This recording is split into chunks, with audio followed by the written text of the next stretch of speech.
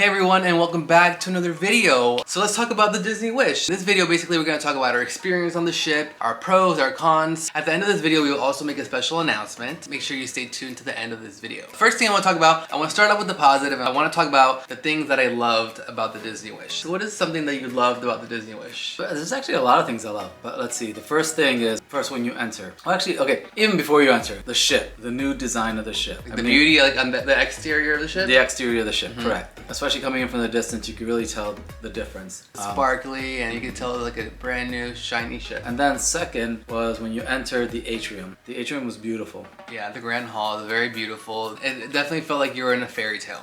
It's a different feel because I felt like it's a little bit bigger, or maybe it's just the fact that it didn't have the elevator banks there. So honestly, to me, the Grand Hall on the Disney Wish felt smaller than the atrium on the Disney Dream. To me, the Disney Dream feels, yeah, to me it does. I don't know, let me know in the comments below what you guys think, but to me, the Disney Dream felt bigger. I thought the Wish was bigger only because you had the addition of where normally the bank of elevators would be, where is now a stage and a little loft where like Cinderella or the princesses could come out. Yeah. Something that I loved about the ship, obviously the atrium, what we just spoke about. I also really liked the Bayou Lounge, which was one of the first bars that we had a drink at, and it was like Tiana themed. And I thought that was a really cool lounge. And we didn't really spend too much time there, but I do know that they do have entertainment there. Yeah, they had like a small little stage too. Yeah. So yeah, there's a lot of things we didn't really get to either enjoy fully or even enjoy at all because we just, on a short 3-night cruise, you don't get as much time. Something else I really loved about the ship was the new staterooms. We had an ocean view family stateroom with veranda. The room was amazing. We had a Cinderella themed room, so now they have different themes. All the staterooms, depending on what deck you're on, has a different theme. So I know that there's a Little Mermaid theme, and there's a Frozen theme, there's a Tiana theme, the Moana theme room, but we got the Cinderella themed room, which I thought was a little bit more elegant and sophisticated looking, to me, in my opinion. Yeah, it's a nice design. Cleaner, if that's the word. You did, yeah. I don't know, things seem a little more modern and up to date for the room, so it's not so I felt like it was dated. Like subtly Disney. Like it wasn't like so in your face, like Mickey Mouse, like kids, you know, like it felt very elegant. Also, the room had USB ports, which the older ships obviously did not have. Everything was clean. The bathrooms were way more luxurious looking. The tub was more spacious. It was just a much nicer room than the older ships. Also, the TV was centered in front of the bed. Right. As if you're familiar, it's usually off to the side and then you have to like swivel it. So now it's just dead center. You don't, although if you're on the couch and you want to watch from there, you can't swivel it. Right. So that's the negative thing about having the TV centered, because let's say we were on a trip with someone else who was sleeping on the couch, they wouldn't be able to watch the TV. So well, they could. It's just not as like you wouldn't be able to swivel it towards the couch area. So that's kind of negative. Whereas on the older ships, you were able to swivel the TV, but the older ships also had a much smaller TV. So something else that I really loved about this ship was the Marceline Market, the design of the new Marceline Market, which is the buffet area. It's not really a buffet because you don't serve yourself on this ship, they serve you. It's nice because you don't get all the germs from everybody touching the spoons and the serving utensils. That's a good thing. But yeah, Marceline Market, much more sophisticated looking than on the older ships like Cabanas. Cabanas looked more like beachy and fun. Although it was so casual, it had a French cafe kind of style to it, like a bistro. Really cute. I loved it a lot. You could also do the espresso coffee shop there. So it's kind of nice where previously they would you'd have to go get it outside or from another location. There were so many different coffee shops on this ship. Also, I like the look of the new Cove Cafe that's on the Wish. Really nice look. Let's talk about the restaurants. As far as restaurants go, whole new dining, new restaurants. My favorite restaurant would have to be Arendelle. So I really enjoyed the show along with the food. It just felt like a really fun dinner. We got lucky because our table was kind of close to the stage. Yeah, it's kind of a big open space, like a food hall. If you're not so lucky to be near the center stage, you won't get a clear view. So there's some pros and cons to that space. It does feel like a cafeteria because it's like a big room. It's a big dining hall. Yeah, and the tables are squeezed close together. And it's really hard for the servers to get around. So I felt really bad for all the servers because they could barely, first of all, you could barely hear them because the show's going on. And even until you deliver the food, it's hard to get through the tables. Sounds like the cons already. Oh, we haven't even gotten to the cons yet, but yeah, that was just something I wanted to talk about. But the food is good. The food is amazing, yeah. The show was really, really good. The character actors, the performers are great. Performers were good, yeah. But I actually really like, so I like the Marvel one. There's the World of Marvel, and then there's also either Roy or 1923, and then you get the Roy or the Walt side. They're both identical, just one's on the opposite sides because you have the hallway that actually cuts through them. I probably enjoyed the look of the 1923 the most. That sort of old Hollywood leather, but then full of these like glass cabinets that showed all the art and maquettes and like little sculptures and things that of Disney based on the theme. So yeah, and don't get me wrong, like all the restaurants were incredible, and the fact that you can have that on a cruise ship is simply just amazing to me. But yes, Arendelle was my favorite. I just thought that the theming of the restaurant was really cool. Like you actually felt like you were in Anna and Elsa's house from the movie Frozen. 1923, also another incredible dining experience and restaurant. Well, the reason why I enjoy that also the most is because although I like the shows, there's no show. So it's just you get to eat dinner right and enjoy. That's the thing, yeah. You know, where it's relatively quiet, so to speak. You can actually talk to each other. Like the other two restaurants was you had like little breaks where you'd be able to talk. Most of the dining experience, there was pretty much something going on either on the screens in Marvel or on the stage in Arendelle. But as far as food goes, Arendelle and 1923, they're like equal for me. They both were equally as amazing. And then World of Marvel, the food was below those two. Like I wasn't that impressed with the food. It was at least memorable. At World of Marvel, yeah. It was good, but it wasn't memorable. At Arendelle and 1923, the desserts were off the chain, even the entrees, and yeah, everything was so good. Yes. So there's still some other areas too. If you're a fitness person, fitness center and the Sensa Spa, it seems longer or bigger, or maybe it's just spaced better, so you're not... I think it's bigger. Yeah, it's bigger, it's longer, and then there's a room in the back. There's a back space where you can do stretching and yoga, which in the other ships you really don't have. You're kind of doing it if there's space, working around people. So that's kind of one of the nicer benefits. The gym is for sure bigger. It has a lot more equipment. The gym is definitely an upgrade from the older ships, which I would expect. Now moving on to the things that we didn't love about the ship, the cons. My biggest disappointment on this ship was the adults area. Now I love the adults area on the Disney Magic and on the Disney Dream. The pools were kind of small and it was just very tight and cramped and congested back there, and granted there was 2,000 adults on this ship out of 3,000 people, so there were a lot of adults in the adult area, but I don't know, it just felt so different. It felt much smaller. I didn't care for the infinity pool. It was cramped in the infinity pool, so many people in there. I mean, all their pools are usually cramped, but it felt like human soup. It was just a weird layout. Like I said, it's like a cul-de-sac. It ends, right, which is weird because that's where Cove Cafe is, in that cul-de-sac. Yeah. So if you don't go all the way around, you won't find it. So in the other ships, the Cove Cafe, you can enter and exit two different ways, right? And it's just sort of part of the adult section. Here you almost forget that it's even there. You will never find it if you didn't know. And so it's, like I said, really, really nice look, really Polynesian and cute, but it's just hidden. So you have to go through all these people, all this stuff, all this noise to get there, and it doesn't feel like quiet. The adults area and even Cove Cafe, it felt like an afterthought. Yeah, I did not care for the adult section. We didn't spend that much time there just because there was really no room for us. The real estate there is really, really bad. So that was my main disappointment on this ship. My number one disappointment was the adult area. Cause I know even like we recently went on the Disney Dream, we had lots of space in the pool.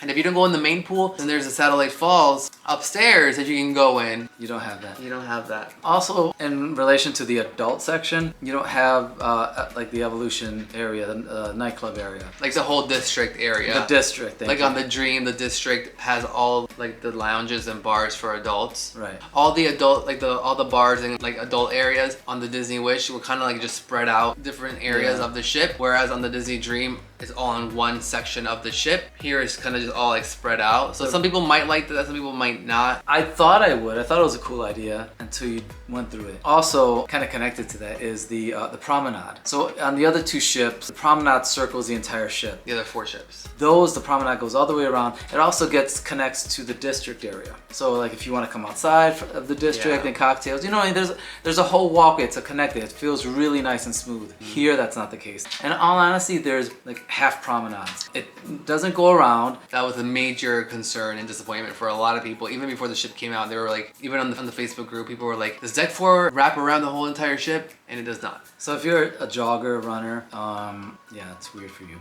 I don't know how I don't think you can do it.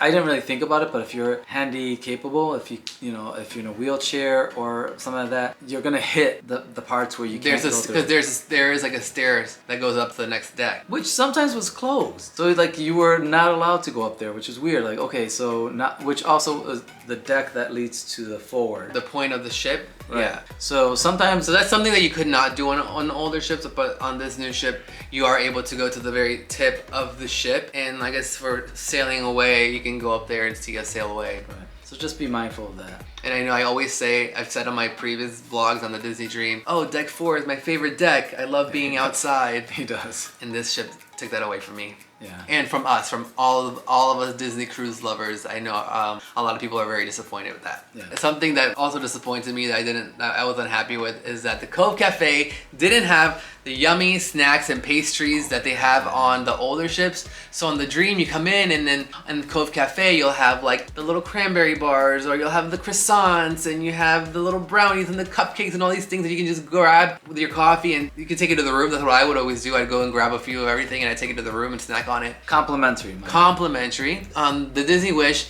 they don't have any snacks in the Cove Cafe, which I guess there's food all over this ship, and that's just kind of like one little thing that they didn't have, and who cares, right? But I don't know, that was just something that I loved about the Cove Cafe on the Disney Dream. But they didn't make it available that I could find at any other spots, so it's sort of like they eliminated that whole idea. So that was disappointing. Something else that I was disappointed about, which actually I wasn't terribly disappointed by this, I know a lot of people are, were the elevators. I rarely take the elevators on the cruise, so it didn't really affect me as much, but I know there's a lot of people with a lot of disabled people who need wheelchairs, a lot of people who don't like taking the stairs, who need elevators. That was kind of weird, the whole like elevator setup. No, the elevator is really weird. So each elevator shaft went up to a certain deck. So if you needed to go to a higher deck, you would have to take a certain elevator. Not all elevators took you up to deck 13. Correct. But the buttons you press to call them, there's no specific ones for those elevator. So you're just pressing whatever button you press is going to call all of them, and it's the luck of the draw. Right. If it comes, and otherwise you're just sitting there waiting for a long time. So you might need to get to deck 13 and you push the elevator button, and then the other elevators will open up, but not your deck 13 elevator. So you just kind of have to wait and wait and wait until finally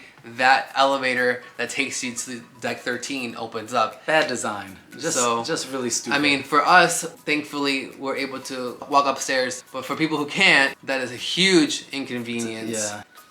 Something else was the Aqua Mouse. I didn't dislike the Aqua Mouse. I thought it was a cool concept, that it was an attraction at sea, but I wasn't impressed. I prefer the slide on the Disney Dream that literally the minute you get on, it's a thrilling slide and it takes you all the way around the ship. Whereas this, you get on it and it's taking you through like a tunnel, and you're seeing all these different images portrayed on different screens throughout this tunnel, and then finally you get to the top, and then it's a slide that lasts maybe like 5 seconds. Yeah, if you've ever done the Aqueduct, then you'll know that it's like half of that in terms of, pretty much, of your ride. And I mean, it's cute. You're going through and you're seeing animation screens and like all new attractions, all new rides at Disney World. It breaks down. Yeah. And so we had to wait what would have been, which was already a long wait. I think it was a 30-minute originally, turned into an hour. So the Aqua Mouse broke down for like 10 to 15 minutes while they fixed it and reset it and whatnot. Luckily, we met really nice people in line that we were able to pass the time with and chat with them, so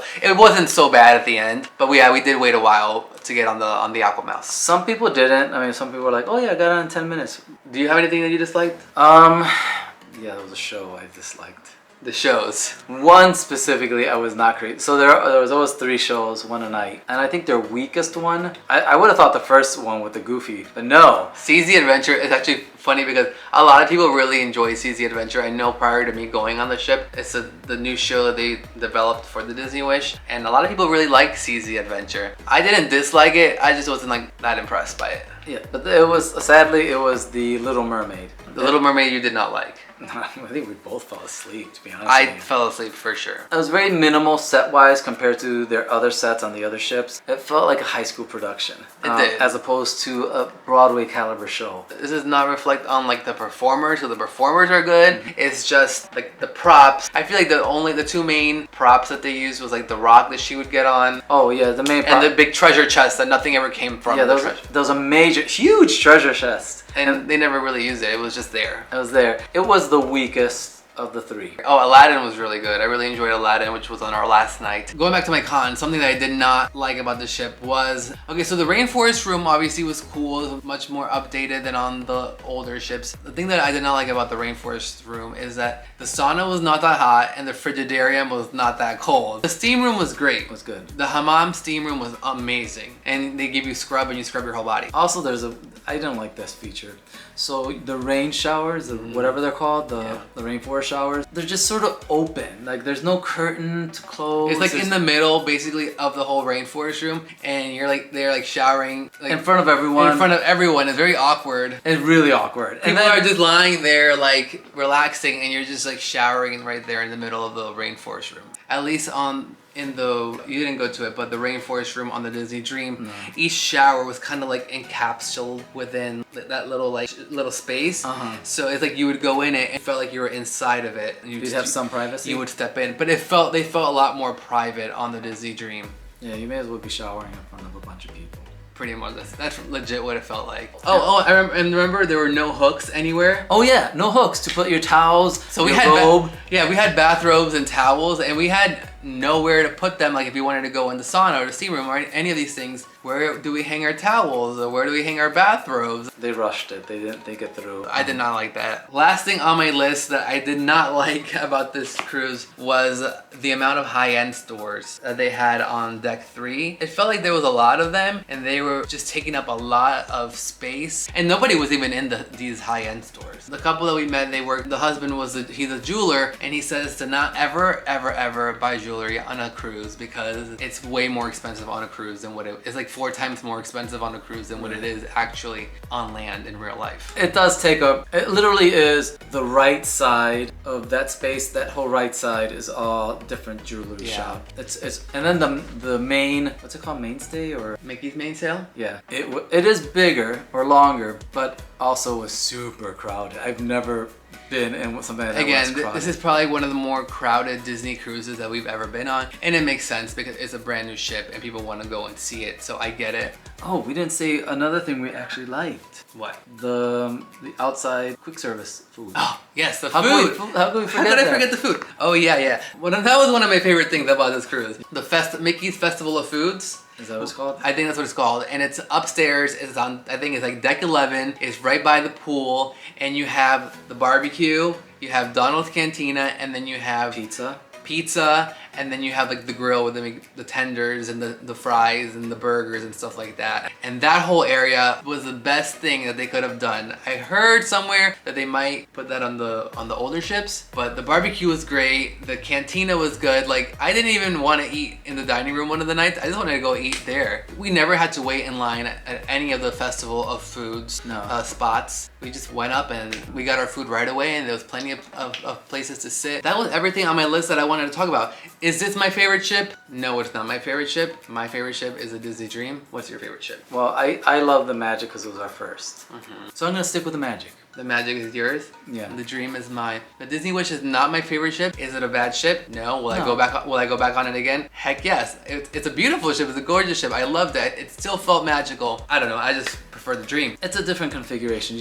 We kept getting lost, and that felt so weird for us, like to get lost on a Disney ship that we're so used to knowing the layout. So if it's your first time, hey, it'll be a great experience. It's all about getting used to it. A lot of people probably are just so used to what they know on the older ships, but in this ship, everything, there were some design flaws and things are placed oddly throughout the ship, and it's hard to get to certain places. Like for example, like if we wanted to get to the adult pool, we had to get off at deck 11, go outside, take the stairs up. So it's a little confusing. But hey, once we did it a couple times, we knew how to do things, we knew how to get places. It's just about getting used to things, learning the ropes. And now, going back to what I said at the beginning of this video, we do have a special announcement. So we are Disney Vacation Club members, and every year in December, we take a very special Disney Vacation Club Christmas trip where we stay at Copper Creek, which is at Disney's Wilderness Lodge. That is our home resort, and we stay there because it's the best hotel to stay at during Christmas time at Walt Disney World. And we love it. It's amazing. amazing. We've done it for the past like what, 2-3 years? Yeah. Or pretty much every year since we've had DVC. But this year we're gonna change it up a little bit. We are still gonna do our 3 nights at Copper Creek at Walt Disney World. But then once we're finished with our 3 nights at Copper Creek, we're literally gonna get in our car and drive over to Port Canaveral because we booked a Disney Cruise Line, a very merry time cruise. So it's our first time ever going on a Christmas time cruise on Disney. So we'll do 3 days at Disney, 3 days on the Disney cruise. It'll be like a long 6-day long vacation for us. Something he's always wanted. Something I've always wanted. I've always wanted to go from the park